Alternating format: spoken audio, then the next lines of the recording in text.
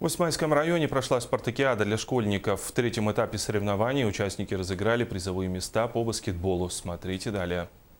13 февраля в селе Петропавловск прошел третий этап спартакиады учащихся Усманского района. В третьем этапе сборные школ сразились в баскетбол. Уровень подготовки юношей, конечно, выше, чем девушек, но усманская команда девушек подготовлена хорошо. Они заняли первое место, и поэтому они едут на чемпионат республики в город Якутск. Приняли участие 7 команд из 3 школ Петропавловска, Усмая, Эльдикана. Сборная Петропавловской школы выставила 2 юношеские команды, помимо основного состава сборную юниоров. Игра была хорошая, победили, заняли первое место.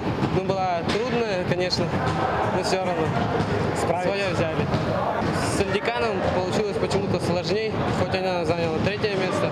Игра мне, в принципе, понравилась, но сложнее, конечно, было играть с Петропавловском. Там более мощнее команда.